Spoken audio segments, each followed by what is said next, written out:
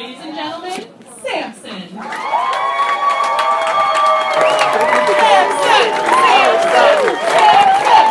it.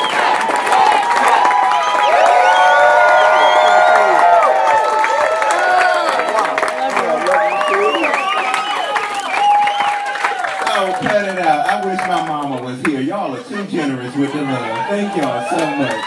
Oh, my Lord. Oh, my God. Save me a piece of chicken, somebody, please. Okay. Thank y'all for... And what is going... I mean, it's just... They got... Oh, are they real candles? Or, I was about to tell y'all to blow those damn candles out. Because I saw those, and I was like, is it a seance going on out there? No, because I'm black, you know, we generate heat. I don't do heat very well, okay? I don't. And it's been hot as hell, and, you know, I'm tired, like it's close to my bedtime. Anybody who knows me knows I'm in bed every night at 9:30 p.m., okay? Because I'm old, okay, I am. I know y'all can't tell because black don't crack, but I'm old, okay? Y'all can't tell, but I'm 65, I am. I'm holding it together. Shea butter and Jesus.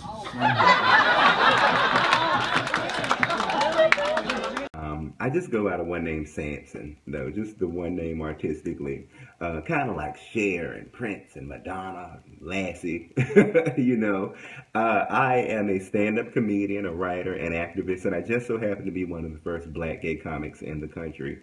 And over the years, that has been cool, but it's come with its share of challenges. You know, I don't consider myself a gay comic, never have, because when I get up on stage, my goal is to be funny. I don't get up on stage to be gay. I get up on stage to be funny. And, you know, I never even wanted to come out, but it was during the first couple of years of kind of coming out, going back in, kind of coming out, going back in. Listening one night to a straight comic get up on stage and make all these disgusting jokes about how his gay neighbors were giving him AIDS through the wall. I sat in the back of this bar and that crushed me, you know, and I felt like if people got to get up there and give their opinions about that, why not get up and start giving my honest opinions about things? And I feel like the honesty made me more effective. But like I said, it did come with its own share of challenges. You face so much homophobia, lack of opportunities, and so many other things that I really think that people would be surprised if they knew. So I'm going to share some of those things with you in this film. Josephine Baker once told Sylvester, "The illusion you create on stage is everything because people pay for fantasy." I apply that rule to my own stages. No matter what happened before I got there, how I feel, or the constant fears and setbacks I face getting to my shows night after night, I create that fantasy for them. One that allows me to remember why, despite the challenges, I love and do what I do. On Tuesday night, he goddamn killed it. Most people would die. Oh no! He fucking killed it. Everyone in the room was dying because of this man right here. Nobody can rock the punchline like this man here. Oh. If you have the time, if you have the dime, you come see this man. Oh, thank you, boo. The escape belongs to me too. After the laughter and the applause, the reality that I face in order to be the artist that people see on stage is far from a fantasy. Saved message. Due for automatic deletion. Alright, man. We got your material, man. We're here, man. We talk about pussy up in this club, man. I don't know about all that fag shit, man. You don't want to cause no fucking riot up in here. And we don't want nobody up here whooping your ass. So think about that, man. Think about that. Please. We like a lot of your stuff. I don't know if it would play well to our demographic. It's not easy, but my art encourages people to laugh at life, to find humor in pain, and I have to admit, I've had to challenge myself to get even better at doing that. Especially navigating the obstacles that I faced over the years, being a comedian who happens to be black and gay.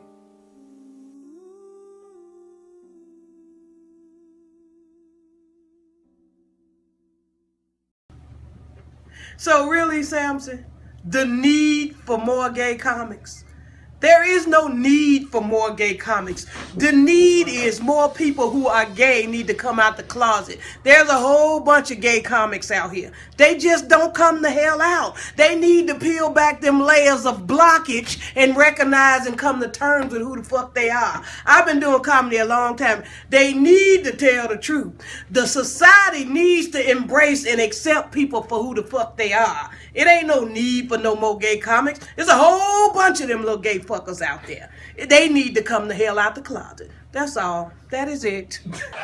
No, and it is hard, okay? Because a lot of people think, you know, you choose to be gay, you don't choose to be gay, okay? Because I'm black and gay, you don't make that shit up, okay? Okay? That's like 2 stereotypes I got to live up to, okay?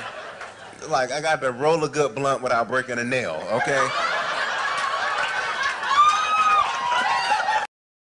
What's really fucked up, and they don't tell you this before you come out, is that as a black gay artist, you come across opposition from both sides. You have the Hollywood side, which is basically white men, telling you you can either play a thug or you can play a screaming queen who is a hairdresser or a stylist who has purses, clutch purses flying out of his mouth every time he speaks, or you can be the hyper-masculine black man who, you know, got guns and 6-pack washboard abs. There's nothing in between. You can't be a sensitive, emotional black man. You can either be a screaming queen or 50 Cent, period. Then you deal with black filmmakers, and black filmmakers don't know what to do with us at all. I have been in a number of rooms with black men, male filmmakers, who just, if there's an inkling, any inkling of homo coming out of my mouth, they shut down. It's terrifying. About obstacles. I grew up in a house with roaches that wouldn't die. But, you know, seriously, you know, I've been doing this now, as of 2016, I've been doing this for almost 15 years. And I know when I started, you know, being a gay entertainer wasn't a thing. And, you know, there weren't that many gay male comics at all. Still aren't, but especially back then, it really wasn't a thing. And I know I would go to some clubs, and, you know, when I would come out, you know, they would throw bottles at me in the parking lot. Or, you know, there have been some occasions where the audience, you know, was so hostile that I feared my safety. So it's just like you're up there and you have 50 or 60 people really, you know, angry at you. And you look and, you know, you have to find a way to get out of that club. Like, you got to find a way to get out of that club.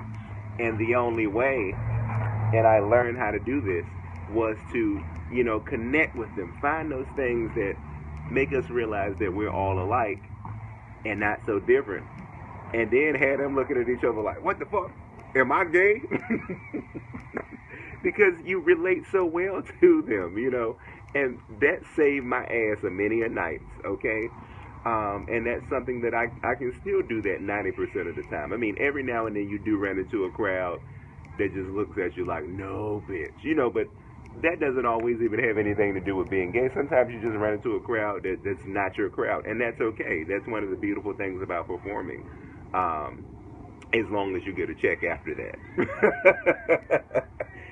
But, you know, the hard part is no matter how great you are with audiences or great at your craft you are, the opportunities that you need to advance a little bit further so that you can, you know, play the mainstream comedy clubs every weekend and play these other places, you know, where you don't have to struggle or where you can get more visibility at. Those doors are closed to you.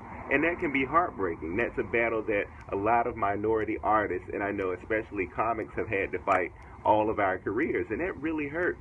You know, 2014 was the hardest for me because all these years I have been fighting it.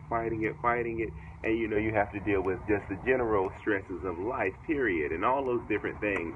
And it's like, you know, it's just everything. It's too long to name here, but it's just like every imaginable door gets closed in your face, no matter how hard you work that it can be heartbreaking, and you fall into a depression. And I fell into this really deep, dark depression. And you look up, and it's like you're fucked up, and you stop communicating, and you disconnect from people.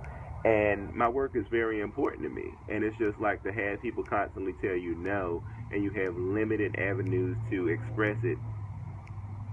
I can't tell you the pain that it feels, that it feels like, you know. And one day, I went to San Francisco, and I'm in Golden Gate Park, and I'm walking.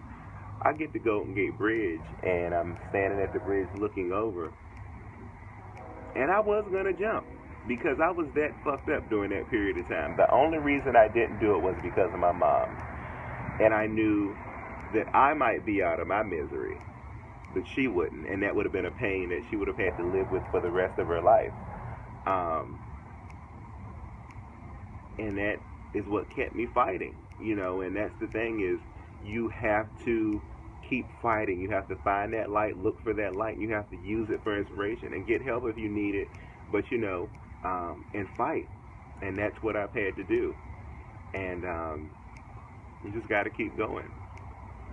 Even though it hurts, you got to keep going. Comedy goes hand in hand with hip-hop, and like hip-hop, the elements of sexism and most certainly homophobia are highly prevalent. From classic routines by Eddie Murphy to more relevant comedy stars of today, if you're gay or a woman, you can bet your identity makes jokes and put-downs about you low-hanging fruit for easy laughs and shock value. And this tends to be the norm. We got a number of black filmmakers who could be using a lot of the actors from the show I was on. Like Jensen could be in any number of Tyler Perry films. He's perfect. He's beautiful, he's got the body, he's got the swag. I have been, well, I'm not gonna say which filmmaker it was, but we have been on a red carpet with a very popular black filmmaker who was gay, but not talking about it. Might be married now. And we were on the red carpet for the Emmy Awards. He was literally 10 feet away from us. Never ever turned his head, would not, like we were invisible. If he would not turn his head that way, because we were like pariahs to him. He could not be associated with us. From the beginning of my career, the reason I started doing comedy was to heal myself. I need to say that as a prerequisite for why I even started doing comedy, was to heal myself. And the fact that other people like my work and they get some healing from it is something that's positive. So I was not going to put myself in harm's way. I'm an attractive woman, and at the beginning of my career, I had to have security. I would come out of clubs in Oakland and guys would be sitting on my car. And I can't play with that. I would either go back in the club and get a bouncer to come and do something, but eventually I had a guy who went around with me for 2 years so that I could go and perform and be safe, make the money and bring it home to my children. And then once I began performing in gay and lesbian venues, that certain element of harm was diminished. And at the same time, I'm always aware of taking care of myself as a woman out here on the road, doing comedy, period. Whether it was black comedy, gay comedy, I'm a woman out here on the road. It's a very different kind of life for me. I know gay male comics, I know men comics, they go out on the road, they live very differently. They can drink, they can do this, they can get girls and do all that stuff. My goal was to make people laugh, get that check, get home, and take care of my kids. It was a very simple formula for me. So I'm not out to prove anything to anyone. I was trying to make the world a safer and better place for myself to live in it as I am. Again, that authentic piece. So I do everything I can to safeguard myself. I think that I'm disappointed in the public and the audience not paying attention to the fact that there are no women on this, there are no women on that, and they're paying so much money to go see shows that are like 5 men and no women, or 6 men and no women. You know, I'm not trying to take over the man's spot. This is a man's world, like it or not. But there always, in every situation, should be a woman to represent for the people who are spending the most money. Because the people who are spending the most money in every market is women. And if you have a show with 3 guys and a woman, or you have a show that represents men and no women, then, you know, somebody needs to stand up and say something. You know, because if you don't, then we're never going to be able to progress. You know, there's tours going on, there's shows going on, there's concerts going on. Well, there's not one woman represented. And we're not trying to, you know, raise hell. We just want to be represented. We just want to have somebody to speak for us. So, yeah, the lack of diversity in comedy and acting and film and television for women, black, all minorities, Asian, Latina, you know, gay, butch, straight, everything is grossly, you know, unrepresented. I may not be saying it right now, but you know what the fuck I mean. You start to have these conversations and people accuse you of being politically correct. I'm not politically correct at all. You know, anybody who sat on my sofa with me late at night or going out drinking with me, you know, after a couple of drinks and listened to some of the jokes that I crack and conversations that I have, know that I'm far from politically correct, you know, and I'm a stand-up comic. You know, over the years, this has changed. You know, there was a time where, you know, people would come out and see you and they knew they were coming to a comedy show. Now I can get on stage and I can do a joke about, you know, rainbows and bunny rabbits, and somebody's still going to come corner me after the show and go, oh, well, you talked about bunny rabbits and puppies, and, you know, you talked about golden retrievers, but you left out Rottweilers, and that's dog discrimination. I'm going to go write some slam poetry about you. And I'm like, well, bitch, get your pen and pad and be inspired. You know, it seems like people wouldn't know. Like, if you don't like a certain type of comedy, like if you want squeaky clean, then go see Bill Cosby. Well, but y'all know what I'm getting at. You know, and so I'm not politically correct. You know, I grew up, you know, well, first of all, I will say this, you know, political correctness has taken away our ability to have really honest conversations. When I say honest, yes, if you're a racist, I want to know that you're a racist, so I don't have to tiptoe around your ass. Let me know so I can walk, not run away from your ass. If you're a homophobe, I need to know what's up. We need to be able to have this conversation, and I feel like we've lost the ability to do that. You know, I'm not politically correct. You know, I say it doesn't have a place in my life. You know, first and foremost, I am a black gay man who openly embraces and loves his sexuality in America. You know, that's one of the biggest politically incorrect statements that you can make, or be, you know. Also, you know, I grew up in the hood, and so growing up in the hood, we played the dozens, and, you know, playing the dozens was finding flaws in, you know, in that other people had and exaggerating those things. So, you know, say I came out the house and my hair wasn't brushed, and, you know, my shit looked like hamburger meat back in the day, and I didn't brush it. You know, your hair so nappy, Moses couldn't part it. You know, or if your mama was fat, you know, your mama so fat she fell down the steps, broke her ankle, and some gravy poured out. Or say, you know, you in the 3rd grade and you went home and got help from your parents on your homework, you know, and you came back and they wrote on your shit. You know, you can see it's your parents writing, okay? And you still got an F on your paper. Bitch, y'all dumb. You so dumb your mama got hit by a parked car. You know, we did all those things. You know, and then being gay, you learn how to read and throw shade, and you do that because you learn how to take an insult. And so those are things that have suited me in comedy. So I'm not politically correct at all. I feel like political correctness became a thing when, you know, black people stopped being called the N-word for free and turned it into a multi-billion-dollar business. When women started calling themselves bitches, and when gay men started calling ourselves faggot and taking the power away from it and daring other people in power to say it, then it became a thing. Oh, well, if we can't say it, nobody can say it. That's when that became a thing. So no, I'm not politically correct. I just feel like if other comics who aren't minorities, you know, women or gays or whatever, can be able to say what they want to say, I should be able to say what I want to say. And I do.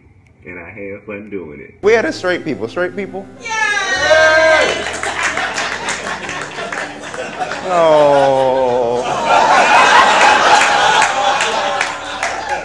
That is so sad. I don't understand y'all. God does not approve of that lifestyle.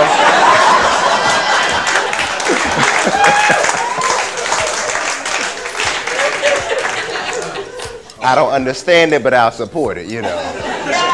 Were y'all born straight? No, I'm just playing. Okay. I've been doing gay comedy since 1977. You can tell by my face. I guess one of the things that was the hardest was I stayed out of the straight clubs because I didn't think they wanted me. And I mean, we all experienced that. They didn't want their straight clientele thinking it was a gay club, so we avoided that. But it was great. We had gay clubs. We had gay bars and Valencia Rose and Josie's. And people were coming. It caught on like wildfire.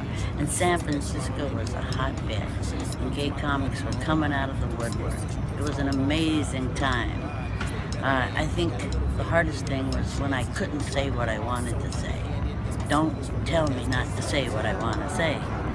I went to Travis Air Force Base and they asked me to sign a contract. I couldn't put down the government. I couldn't say a dirty word, and I did the show, and I got nothing against the military, but I still hate it when people say, no, your voice is not welcome. You can talk about your mom, you can talk about your shoes, but don't talk about being a lesbian and eating pussy. Let's just put it that way. So, the deal is, young people have to be able to say what they need to say. All of them. And they have to be able to speak honestly. And to me, that's what comedy is about. Each of us. I speak my heart. Now, if I'm going to talk about my personal life, I'm going to talk about lesbianism. If I want to pretend I'm in the closet like I had to in Pocatello, Idaho, well, I'm not going to pretend I have 6 kids and a husband.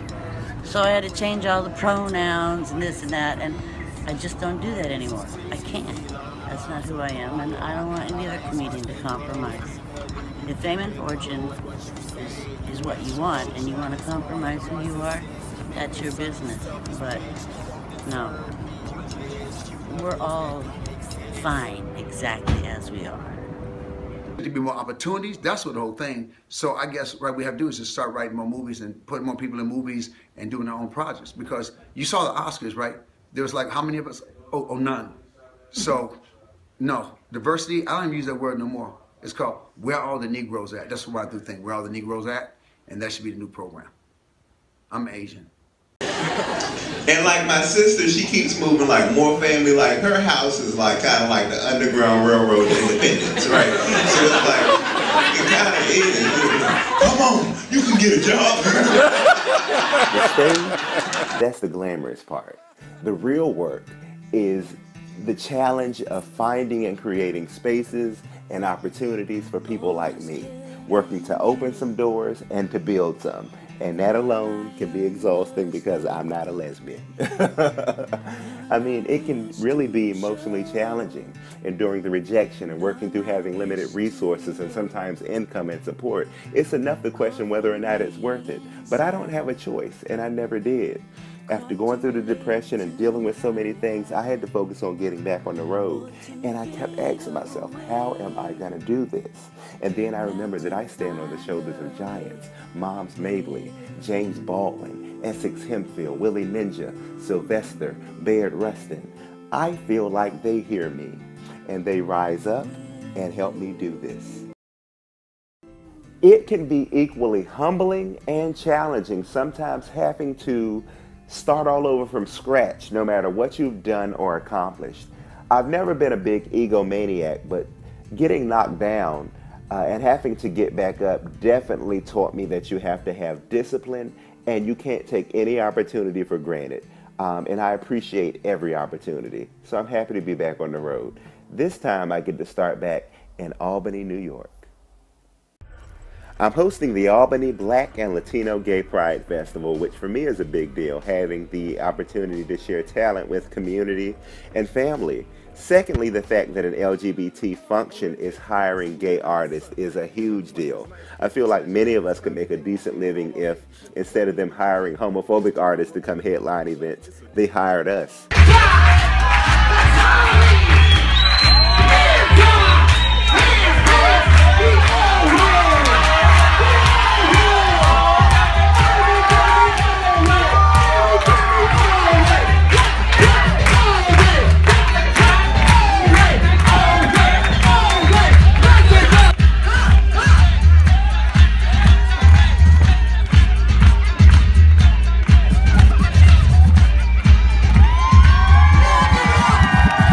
Music, film, TV, all borrow from LGBT and people of color profusely, and we don't get credit. Events like this are so great because it gives us an opportunity to celebrate unadulterated culture, and more importantly, opportunities to witness love and acceptance of our families. Hi, my name is Doris Jordan, and I'm from Albany, New York, and I just want everybody out there to know that I have a gay child, and I'm very, very proud of him. I have supported him ever since I found out he was gay, and it's very important to support them because they need your guidance. They need to know that you still love them, that they're still your child, and no matter what course, whatever they choose to do in life, you will continue to support and love them. Are you single or what? Are you single?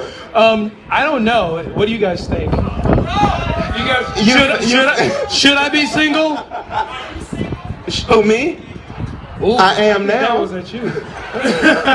This is between me and him right now. Now, as for you, I like long walks in the park. I like puppies. I have an EBT card. We need to get together. With activism comes a great responsibility.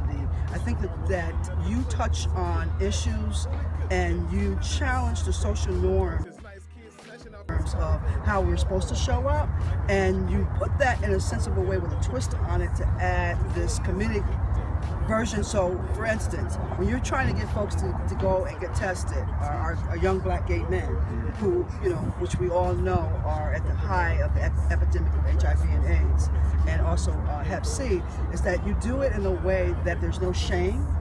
And so when you address it in a way that there's no shame, people are more likely to feel comfortable to say, you know what, I'm worthy enough to take care of my health and get tested. But more importantly, Sampson, you're just a funny ass. You're just a funny man. Like just genuinely, just funny that comes naturally.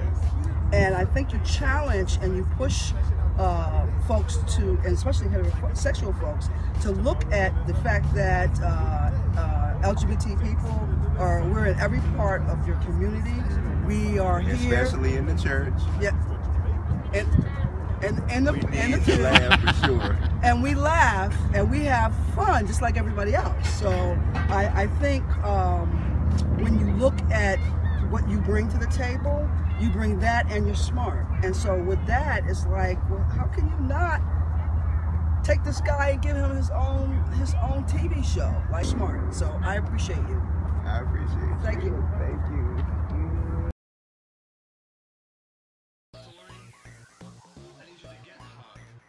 So where is it? Right here. So and it pokes out like that? You know it do.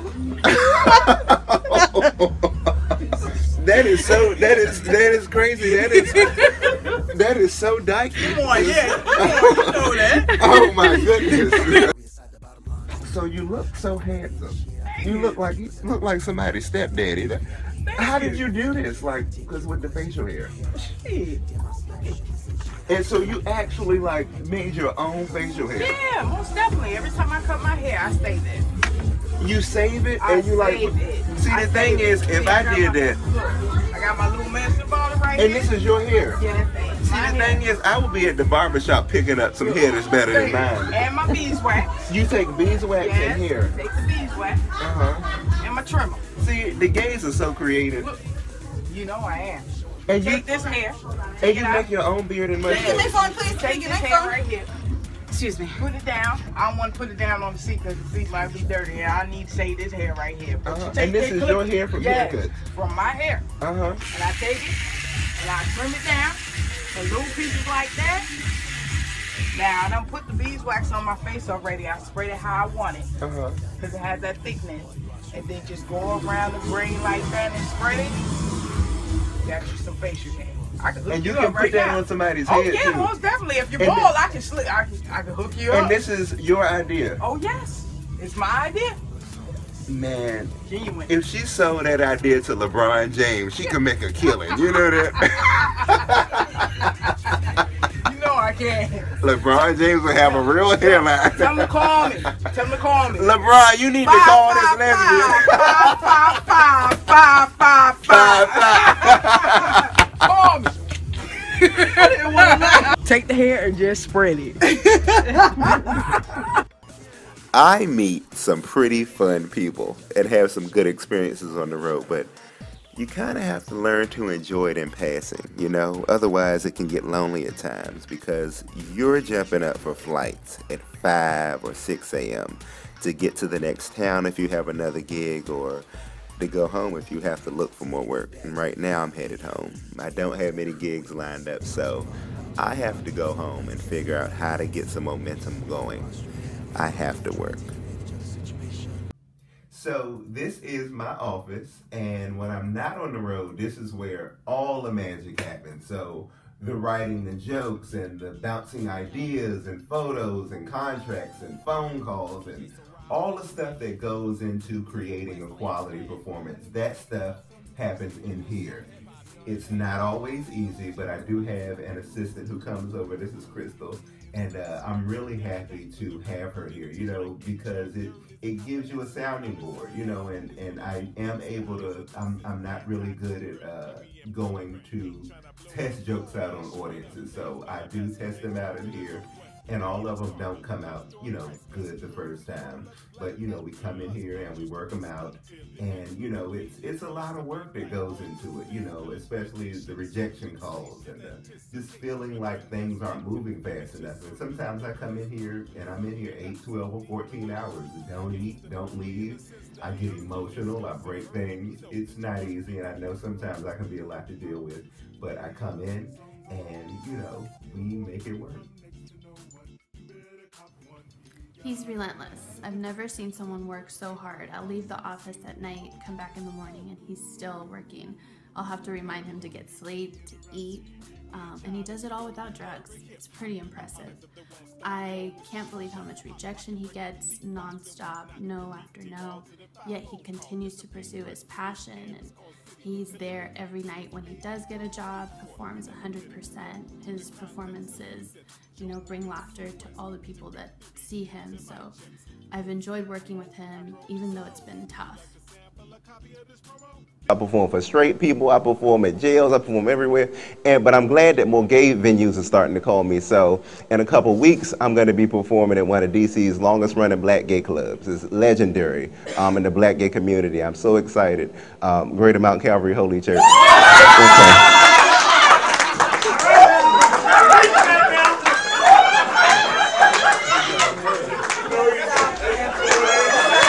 Oh, stop it.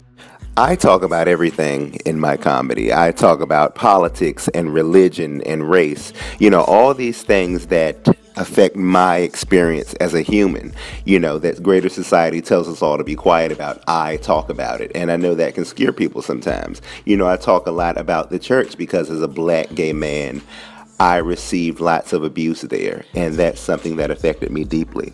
Too many of us have merely existed, ingesting toxic messages and allowing people who shouldn't to have power over our lives because we've been believing that everyone else's opinions about us matter.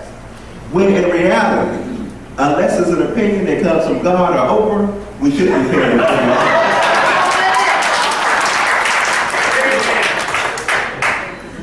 Especially, I love my husband. But we hear these things and we live in fear of ourselves, of life, even of one another. There's a highly spiritual element to my work. I mean, I feel like the spirit drives my personal existence. And so that's very important to me. And so I talk about it because it was something that really affected my life when I went to these churches and heard these homophobic sermons. But in that, I know that I couldn't be a pastor. And I know that God has a sense of humor, and God knows that as well. And so I got the next thing, which is comedy. I really don't think I could be a pastor. You know, I don't have the nerves, okay, or the patience to do it. I can just see myself, you know, driving somebody trying, you know, like, you have to understand the divinity of Christ is, hold on one second. Bitch, turn on your blinker. And you can't do that. You can, but people will be giving you the side eye. We have to reach out to the people who we love and remind them that they are not abominations. We have to tell them, if you are sitting in a church where they preach anything other than love and affirming the dignity of all people, and preach against you for who you are, or how, or who you love, you need to get up out of the choir stands, off the usher boards, out of the pews, the pastor's lap, or wherever you are. And take your great medicine and transgender tithes and offerings and walk up out of it. The faith element of my work is what has sustained me and given me a clear vision to work with purpose and believe in what I do. When you know your purpose and believe in what you do, and do it in love, and laugh along the way you can fail. And I've had to rise from the ashes again and again. Despite how many times you have to get up, as long as you're willing to do that, you'll never fail. I face lots of rejection and setbacks, but the faith, purpose, and love all helps me to rise above those circumstances and takes me to that yes.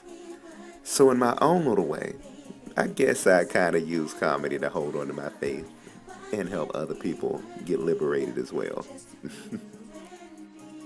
My next yes took me to DC, which is always alright with me because from the go-go music to the mumbo sauce on your french fries and chicken wings, there ain't no place like DC. I started in DC years ago at Teddy's House of Comedy in Tacoma Station. I was 16 years old, giving the bouncers my lunch money to sneak me in the back door to let me do 5 minutes of jokes. People I know and love are there. Oh, people I used to date. And it's so great to come back because there's love there. And before you go anywhere, home has to love you first. This is Southeast Washington, D.C. My son and I, we moved here in 2000. And I'm still here 12 years later in Southeast D.C. And of course, Washington, D.C. is a beautiful place to live. But Southeast is like a forgotten part of Washington, D.C. I was a single parent. I raised my son with God's help.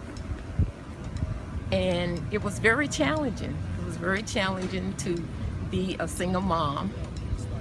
But I always made sure that he had everything that he needed to get a good education. And I support him today because he wants to better himself. And not only just better himself, he wants to reach back and help someone else. Tonight I'm performing at the historic Howard Theater and I am so nervous. I mean, imagine performing on the same stage that people like Duke Ellington and Moms Mabley and Billie Holiday have all performed on. These are giants, so that's pressure.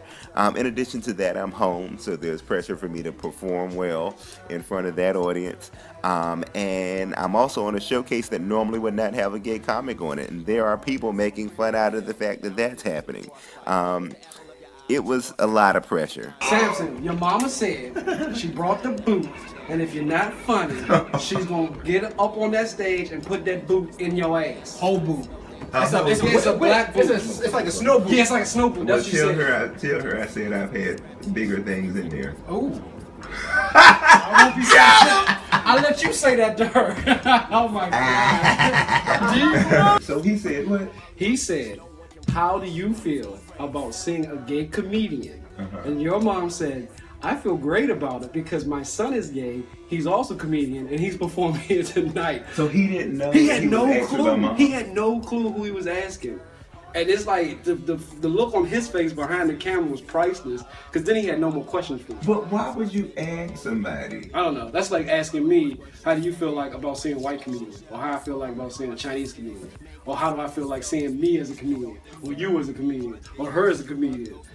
It's ridiculous. I don't know, but he did. He asked her that. It's appalling. It's crazy. And I just had to confirm it because I didn't know if that was Sampson's mom or not. So I just confirmed it right now. Yes, it was his mama. We gotta get to the bottom. Unbelievable. So you mean to tell me the cameraman was really out there asking people that? Sampson, I'm dead serious. Why do you greet people at a door with that type of question? I don't know. No, like, oh, what brings you here? How's the weather? How do you like seeing comedians with big titties? Big titties work. Big work? Some titties work? Yeah. I don't know nothing about no big titties.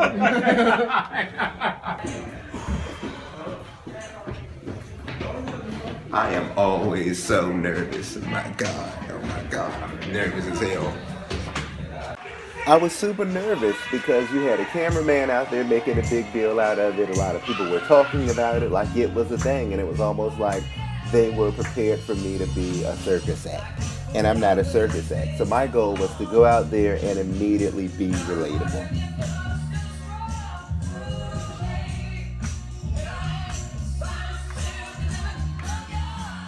And I'm very good with taking temperature of a room, and I walked out and I could definitely feel some cold energy out there. What's up, y'all? How y'all doing tonight? All right, this shit is amazing. Give yourselves a round of applause for being here tonight. No, I walk in there, y'all, people sitting on the floor eating crab legs. I'm talking about it. They was in there doing braids by the oven. I mean, they had roaches all over the place. And these were some big ass roaches too, okay? I mean, these things had like facial expressions, okay? Like this shit was, I was supposed to get paid $25 to do this shit. I made 13 because I drank a soda, I had a crab leg.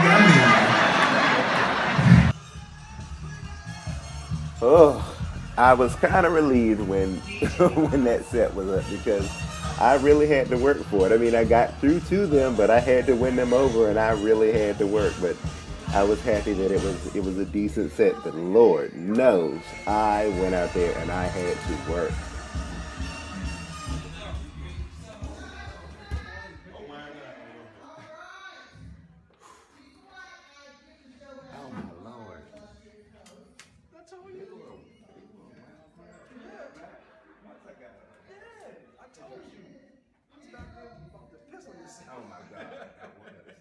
Honey, I am so proud of your crazy, retarded ass.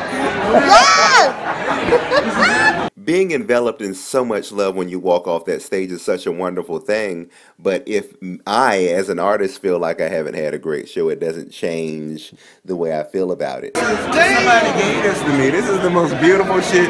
This is the most and it was just so thoughtful and shit. You coming up? People just handing you just. When I need an honest opinion, I call my friend Todd. He's an Emmy Award winning producer. He's also a friend who I trust and that extra pair of ears and brain that I need as an artist. So after shows, I either call him laughing or crying. I've known Sampson for about 8 years. I'm a producer, I'm a director, I'm an editor, and I consider myself, and Sampson does as well, a good friend of the artist. And what do I mean by that? Well, Sampson is not only a comedian, but he's a social activist. He is a storyteller, he's an author, and I've seen him rise across what I would call great expanses of risk, right? So taking baby steps, small steps, big strides, and he's always persevered, whether he's performing at laundromats or STD clinics, Popeye's chicken parking lots. He is an individual who has taken the world by storm, whether it's 4 people, getting their hair done at a shampoo place, or it's 500 getting their laughs on at the Howard Theater. Sampson is an individual, I think, who understands that, yeah, life is challenging, it's complicated, it's full of fear, misunderstandings, and prejudice, and homophobia, transphobia, but he's an individual who wants to get people to think it through. So he's a patient He's a patient provocateur, okay? Which means that he will turn an audience around. Let's say that he's got a terrifically homophobic audience, they're not prepared for the Sampson experience. He will take them and have them eating out of his hand in like 2 jokes flat.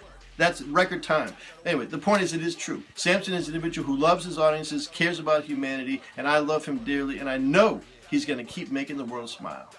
Do you think that since that was like a majority like straight crowd and like kind of like, you know, I don't know, it seemed like they had an issue with the gay thing, didn't it? Yep. And so I had to like fight with them a little bit.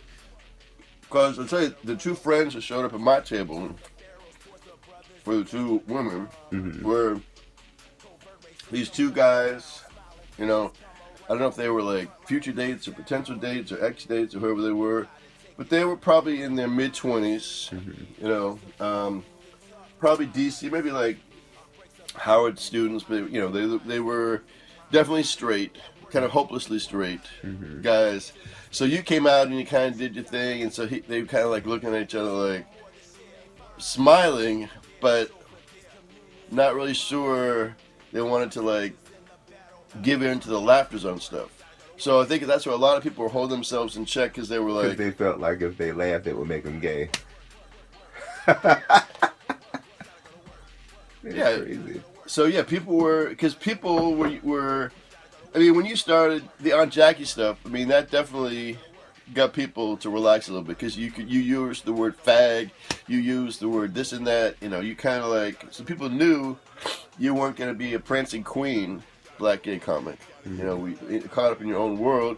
You were like that liaison between, you know, back and forth. But you had just come into an environment of the rapid fire, quick hit, you know, I fucked your mother last night, but yeah, so I left my condoms up inside.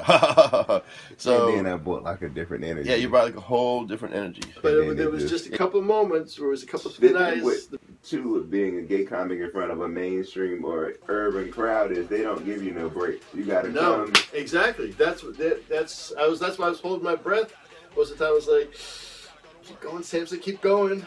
And that made it through. Yeah, you did. Yeah, I said exactly what I said. You wrestled him to the ground, and then you drag him across the stage, and by the time you left, you got, you know, respectable applause. A different perspective always helps, but I'm still an artist, and I'm sensitive about my shit. But, you know, even though I've had to deal with homophobic audiences a lot during my career, I think it was the coming home and dealing with it again that made it hard, because I envisioned things going more perfectly. Birthdays and holidays cause the most anxiety and are the times I'm most critical of where I'm at in life. Right now, I look back over everything that I've gone through over the last year, and I have a lot to be thankful for, and I'm really happy. So, I made string beans, macaroni and cheese. I made some candy yams that got a little church lady flavor up in there.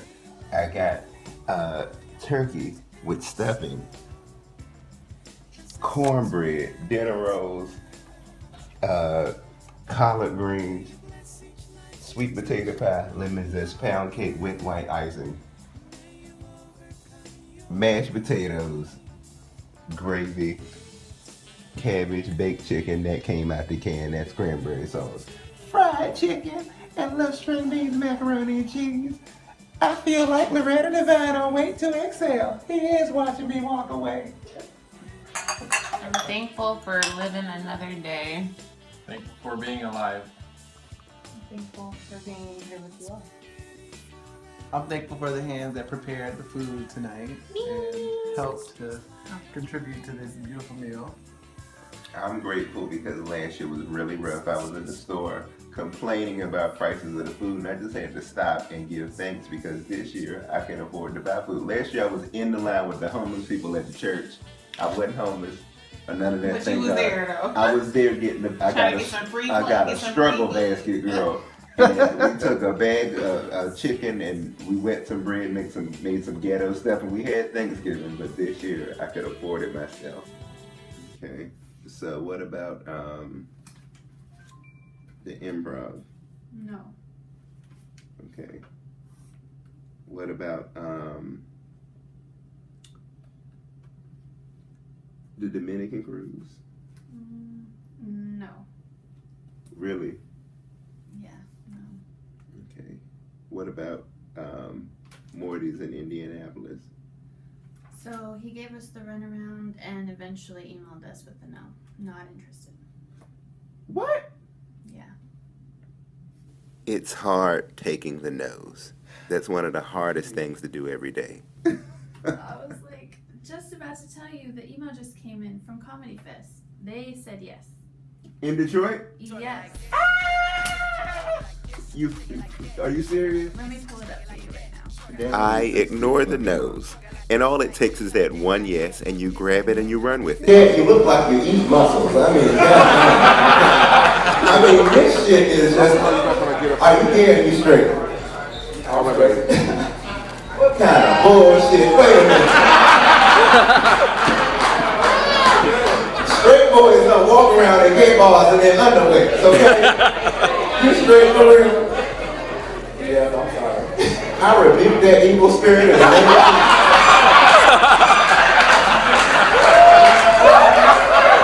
I show up regardless of the opportunities that another person feels like I shouldn't have, or the small spaces delegated based upon labels and stereotypes. Not only have I managed to break through from depression, but I'm back to creating more of my own opportunities as opposed to the limited ones that exist for minorities in show business. Two that I'm most proud of: selling out the famous San Francisco Punchline and becoming the first male LGBT comic to headline the historic Howard Theater in Washington, D.C. Keep clapping, keep clapping, keep clapping, keep clapping, keep clapping, and give it up for Sampson!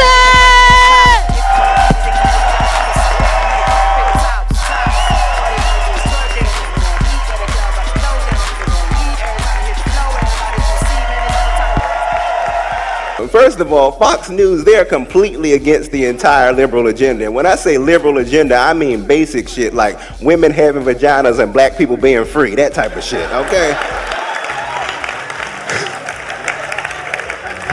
It's about creating great comedy, great art, and telling the truth. And nobody can face opposition and challenges solely in their own strength. I have God, my faith, the jokes, and most of all, people who love my work. And they're gay, straight, trans, black, white, and they're all out in that audience laughing every night. And that's the beautiful thing about laughter. It crosses all boundaries. This is what I live for. Rising up to beat the odds and doing it by being funny. And I refuse to quit. And sing.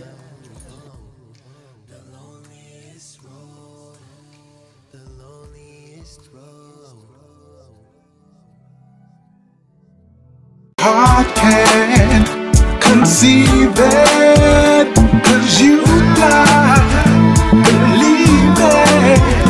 Your heart can't conceive it, conceive it, conceive it. You gotta feel the joy, pain, the anticipation when hearts break open. So practice patience, slow it down before you speed it up. Build some momentum, blood is gonna rush, tears will fall, and hearts will dance. Remember your rhythm and take a chance. Fly high above your circumstance. See through puede, yes you can. You sublime, your heart can't believe it. You sublime, your heart can't conceive it. You sublime, your heart can't believe it.